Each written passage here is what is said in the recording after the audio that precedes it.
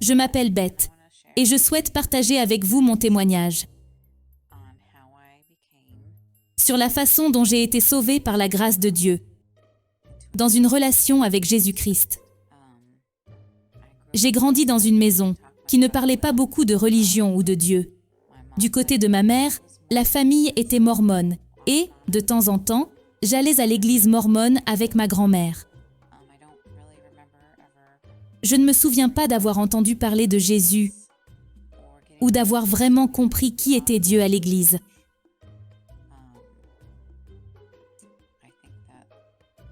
Je pense que l'idée que je me faisais de Dieu en tant qu'enfant, c'était le grand type dans le ciel, qui était assis dans les cieux et qui nous regardait, nous surveillait et nous jugeait, et que lorsqu'on mourait, on allait au paradis. Ma grand-mère était une mormone très dévote, très forte dans ses croyances. Et je pense qu'en grandissant, j'ai eu l'impression qu'elle était très critique et qu'elle jugeait tout le monde, et très axée sur les règles, ce qui m'a rebutée. Elle parlait du Père Céleste, mais je ne comprenais pas vraiment qui c'était, ni ce que cela signifiait.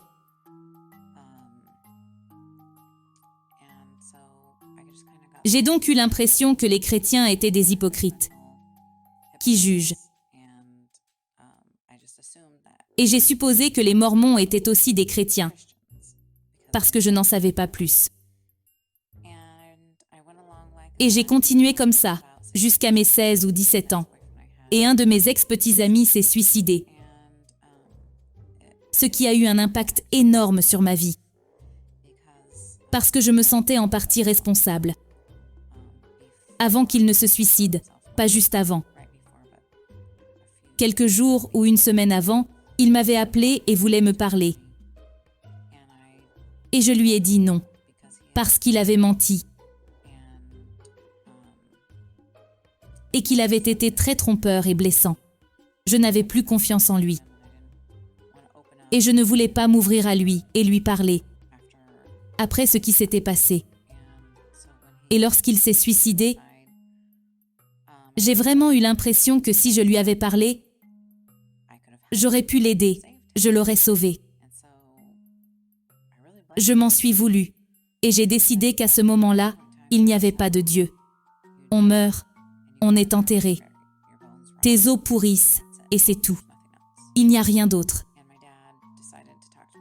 Mon père a décidé de me parler de Dieu à ce moment-là, et je n'ai pas voulu rien avoir à faire avec ça. Je m'en fichais. J'avais pris ma décision. J'ai décidé que j'étais athée. Je ne veux pas entendre ce que tu as à dire. C'est un peu tard. Et ça s'est passé comme ça pendant environ 1 an. J'ai toujours été une personne très déprimée, même lorsque j'étais enfant. Mécontente, malheureuse, je ne m'aimais pas. Je me trouvais laide, grosse, peu importe. J'étais simplement malheureuse. J'étais déprimée. J'étais moi-même suicidaire. Je ne voyais aucun intérêt à la vie. Je ne comprenais pas le sens de la vie. Toutes les grandes questions que les gens se posent. Pourquoi sommes-nous ici? Quel est notre but? Que se passe-t-il lorsque nous mourrons? Rien de tout cela ne semblait avoir de sens. Cela semblait inutile, creux. Environ 1 an après cet incident, j'ai rencontré un couple, 2 Wiccans, un homme et une femme. Ils ont commencé à se lier d'amitié avec moi et à me parler de leurs croyances et de leur façon de voir Dieu, ce qui m'a ouvert à une nouvelle façon de penser à Dieu à laquelle je n'avais jamais pensé. Dieu est partout. Dieu est en tout. Dieu fait partie de tout, de tous. Et cela avait du sens pour moi. L'idée m'a plu. Je voulais en savoir plus. Et j'ai vraiment saisi ces idées. Et j'ai lu des livres sur le paganisme, la sorcellerie, la Wicca. J'ai commencé à m'intéresser à l'occultisme, les cartes de tarot, l'astrologie.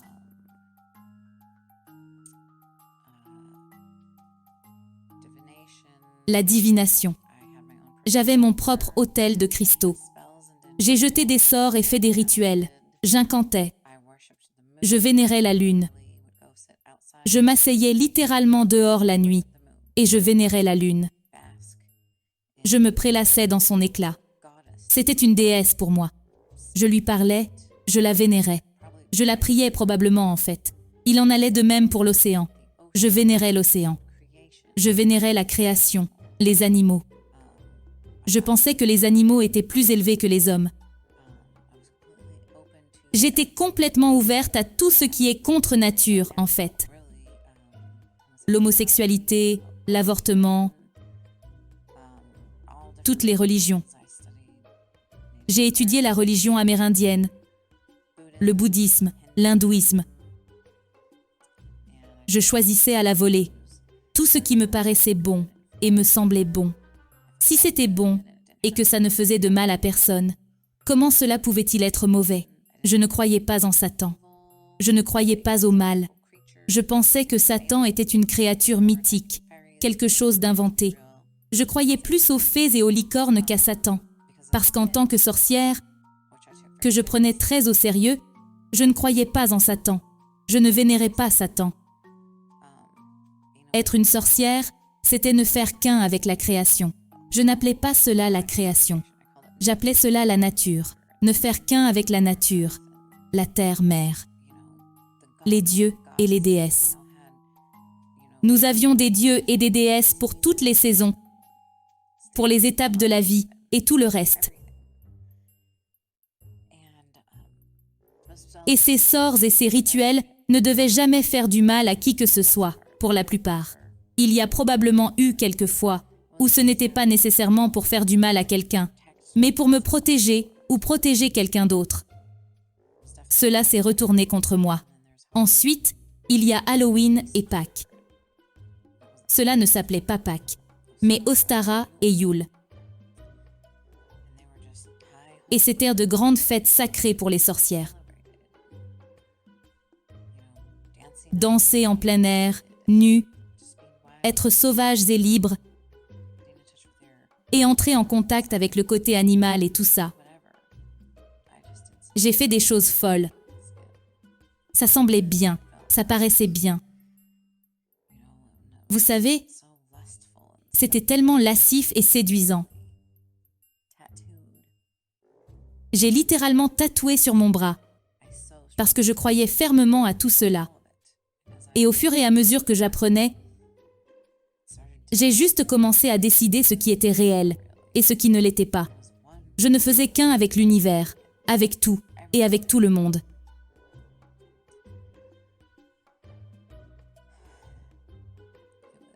C'était une chose très sérieuse pour moi. Et je peux voir comment tout jeune, j'avais commencé à regarder des films et à lire des livres sur les vampires et les sorcières. Je voulais en faire partie et être une vraie sorcière, c'était vraiment cool. Je voulais déménager à Salem et rejoindre un couvent. Je pensais que les chrétiens étaient tous des menteurs et des hypocrites. Ils ont tout volé, Noël et Pâques. Ils nous les avaient volés, à nous les païens. Nous avons nos racines dans les peuples anciens. Et les chrétiens étaient une nouvelle religion qui nous avait tout volé. Et je pensais qu'ils étaient tous des menteurs et des hypocrites. Avec l'âge, j'ai commencé à avoir des enfants et ma vie changeant, je ne me sentais plus à l'aise avec certaines de ces choses pour mes enfants. Je ne voulais pas danser nue et faire des rituels avec mes enfants. Je voulais qu'ils aient une vie normale, une enfance normale. Comme j'ai grandi, avec le lapin de Pâques et le Père Noël. J'ai donc mis certaines de ces choses à l'écart. Mais dans mon cœur et dans mon âme, c'était ce que je croyais, à 100%. Je croyais en l'évolution. Je pensais que nous venions des singes. Je croyais que la vie a commencé dans l'océan, sous forme de boue primordiale, qui est sortie en rampant. Je veux dire, tout cela, j'y croyais. Et c'était réel pour moi. Je ne voulais rien entendre du christianisme. Je ne voulais pas que Dieu me juge. Je ne voulais pas qu'on me dise qui je devais être, ce que je devais penser, comment je devais agir. Parce que pour moi, le christianisme, c'était des règles. Et des gens m'ont dit, « Tu es un pécheur, tu vas aller en enfer. » Et j'ai répondu, « L'enfer n'existe pas. Je ne sais même pas de quoi vous parlez. Le péché, c'est des conneries. Vous êtes un imbécile. Je ne crois pas à tout cela. » Hey, as-tu déjà entendu parler de Jésus? Sais-tu qui est Jésus? Je n'en avais aucune idée. Jésus était un gros mot pour moi. Je jurais comme un marin. Et je pensais que c'était hilarant de prendre son nom en vain, de me moquer de lui, de le réduire à néant. Je ne savais pas qui il était. C'était un type aux cheveux longs en robe. Cela ne signifiait rien pour moi. Je n'en avais aucune idée. Je ne l'associais même pas nécessairement à Dieu, parce que Dieu était ce grand gars dans le ciel. Au fil de ma vie, je me considérais comme une personne très spirituelle. Puis j'ai commencé à avoir l'impression d'être déconnectée de ma spiritualité. Et je voulais retrouver ce lien. Mon côté spirituel me manquait et je voulais que mes enfants aient une spiritualité. Mais je ne savais pas comment la leur enseigner. Je leur ai parlé de différents dieux et déesses, de Yule, du solstice, de Muncher, de la véritable signification d'Halloween, qui est Samhain, une grande fête païenne. Mais je ne les ai pas trop poussés dans cette voie. Je leur ai beaucoup parlé de l'évolution. Car je ne croyais pas que Dieu avait créé le monde en 7 jours. Et lorsque mon fils a ramené une Bible à la maison, je l'ai lue et j'ai ri. Ne crois pas à ces mensonges. Ne crois jamais à cela. Je me suis moquée des chrétiens, parce que la dernière chose que je voulais, c'était que mes enfants croient un jour à tout cela. Jamais. Je connaissais la vérité. Les chrétiens ne la connaissaient pas. Nous avons donc essayé l'Église unitarienne universaliste pendant un certain temps. Et ça m'a semblé génial. Toutes les différentes religions y étaient représentées. Et je voulais une communauté. Mais je ne m'y sentais pas à l'aise. Nous avons donc essayé l'Église de l'unité. Et c'était un peu bizarre. Mais là aussi, ils ont incorporé toutes les différentes religions. Ça semblait bien, mais ce n'était pas bien. Nous avons donc cessé d'y aller. Et j'avais cet énorme vide à l'intérieur de moi.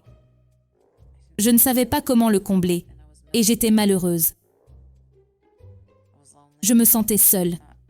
Pas seule par manque de famille, mais simplement, je savais qu'il y avait quelque chose de plus pour moi, quelque chose de plus grand, dont je devais en faire partie. Et je n'arrivais pas à comprendre comment en faire partie. Je voulais plus. Je voulais être plus. J'avais toujours pensé que j'étais quelqu'un de bien. Mais je voulais faire quelque chose de cette bonne personne que j'essayais d'être. Mon mari et moi avons acheté une maison dans une ville, la ville voisine. Et nous avons commencé à chercher en ligne différentes églises. J'avais vraiment envie d'une communauté. Je voulais de la spiritualité. Et elles croyaient toutes en la Sainte Trinité et en d'autres doctrines que je ne voulais pas accepter. J'avais vraiment l'impression que c'était des mensonges. Nous avons donc essayé l'Unity Church, près de notre nouvelle maison, et c'était tellement horrible et gênant. J'ai demandé à mon mari si nous pouvions partir et aller à cette autre église presbytérienne qui organisait un service. Et nous sommes allés à cette église. Je n'avais pratiquement jamais mis les pieds dans une église chrétienne de toute ma vie. C'était il y a 2 ans. J'avais 37 ans à l'époque. Et je vous le dis, en assistant à ce service, j'ai eu l'impression d'être chez moi, ce qui est très étrange, car cela allait à l'encontre de tout ce en quoi je croyais. J'aurais préféré mettre le feu à cet endroit. Je détestais les chrétiens. J'ai pris une brochure sur mon banc, je l'ai lue, et elle m'a semblé intéressante. Je voulais en savoir plus. Avant, je l'aurais déchirée, jetée à la poubelle. Piétinée, je m'en serais moquée, j'aurais ri de leur stupidité. Je voulais en savoir plus. Depuis, nous sommes littéralement retournés à l'église, tous les dimanches depuis lors. J'ai été baptisée. Je suis devenue membre de l'église. Je suis active dans l'église. Je fais partie de l'équipe de louanges. Je suis tout simplement différente à 100%. Je ne peux pas vous dire exactement comment cela s'est produit, mais dans Jérémie, je crois que c'est 29, verset 13. Il est dit, « Si vous me cherchez, vous me trouverez si vous me cherchez de tout votre cœur. » Et j'ai cherché de tout mon cœur et de toute mon âme. Dieu était là. Et je peux regarder en arrière et dire, « Il ne m'a jamais quitté. Il ne m'a jamais abandonné. Il m'est arrivé beaucoup de mauvaises choses dans ma vie. J'avais beaucoup de raisons d'être malheureuse et en colère.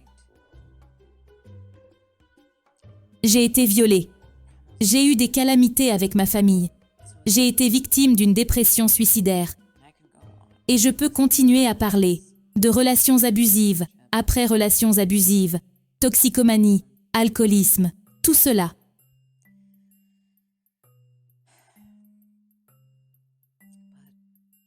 Mais Dieu m'a transformée en une toute nouvelle création. J'aime dire que Jésus m'a transformée à l'extrême. J'ai maintenant la joie dans mon cœur, la joie du Seigneur. Je ne suis plus déprimée. Je ne veux plus mourir. J'ai trouvé un but dans la vie. Aimer et aimer les autres. Et je suis tellement, tellement bénie et tellement reconnaissante pour tout, le bon comme le mauvais. Quand j'ai commencé à lire la Bible, après avoir commencé à aller à l'église, j'ai commencé à lire Matthieu. Je suis tombée complètement amoureuse de Jésus. J'étais stupéfaite. Je n'avais aucune idée de qui il était. Je n'avais aucun concept de qui il était. Et j'avais encore des questions. Comment Dieu a-t-il pu créer le monde en 7 jours? Comment le déluge a-t-il pu s'abattre sur toute la terre? Mais le Saint-Esprit est venu sur moi et m'a révélé la vérité. Je me suis littéralement mise à genoux et j'ai donné ma vie entière à Dieu. Et j'ai dit, « Jésus, je crois en toi. Tu es le seul vrai Dieu vivant. Je te donne ma vie. Prends-moi et utilise-moi comme un outil pour ton royaume, pour ta gloire. » Et les gars, ma vie a été une véritable montagne russe depuis lors. Je ne fête plus Halloween. Je me suis débarrassée de tout ce qui est occulte, du nouvel âge dans ma maison. J'ai arrêté de regarder des films et des émissions de télévision classées R. Je ne regarde presque plus les émissions PG.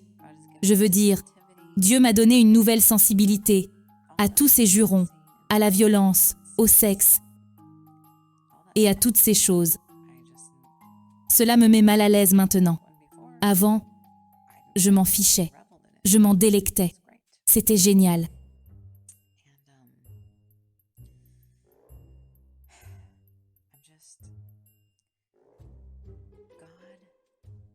Dieu a un plan pour tout le monde.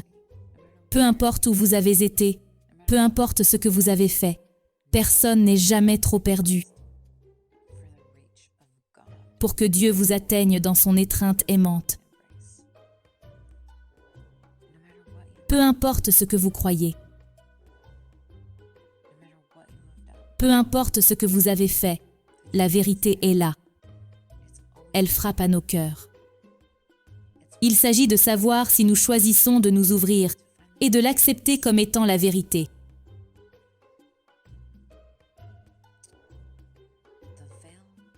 Le voile fut vraiment levé devant mes yeux. Je ne vois plus le monde de la même manière.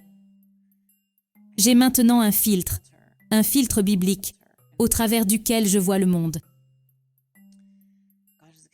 Dieu m'a donné un cœur pour les perdus, les sans-abri et les personnes qui souffrent.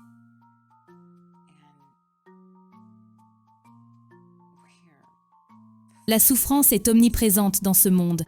Je connais la souffrance, j'en ai fait l'expérience. Et je ne veux rien de plus que de voir la délivrance arriver à ceux qui souffrent. Jésus est venu libérer les captifs. Et c'est pour cela que nous sommes ici en tant que chrétiens, pour libérer les captifs, pour venir dans la même étreinte, pour venir devant le trône de Dieu et sa miséricorde, pour recevoir son don de pardon et pour croire que Jésus-Christ est le Seigneur et Dieu, qui est mort sur la croix pour nous sauver de nos péchés. Car sans cela, nous n'irons pas au paradis. Et Dieu juge. Il nous jugera au dernier jour. Il décidera de notre sort. Mais il n'est jamais trop tard pour prendre la décision de changer de voie, de se repentir et de s'abandonner à un Père aimant qui ne veut rien d'autre que ce qu'il y a de mieux pour nous. J'ai été tellement rebelle pendant si longtemps et cela ne m'a causé que de la misère.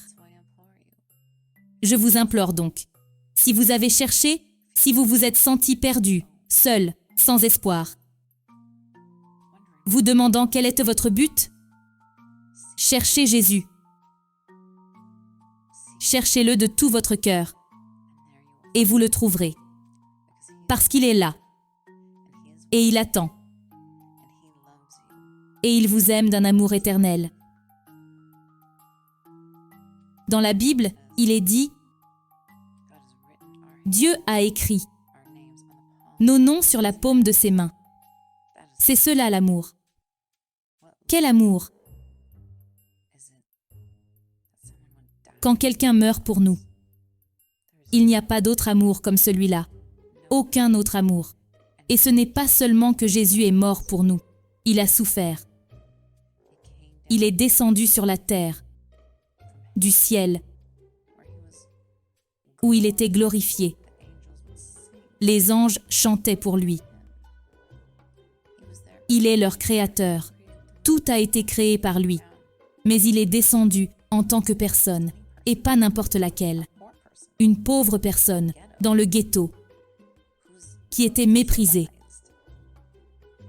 Son propre peuple l'a rejeté, l'ont détesté, l'ont condamné à mort. Il est mort comme un criminel,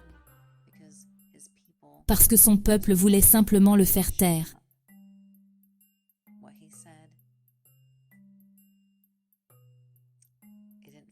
Ce qu'il disait ne correspondait pas à leur propre plan, sur la façon dont les choses devaient être. Ils pensaient maintenir la paix en se débarrassant de lui. On l'a fouetté, on s'est moqué de lui, on lui a craché dessus, et il a porté cette croix qui portait tous nos péchés, et a gravi une montagne, ensanglanté, battu.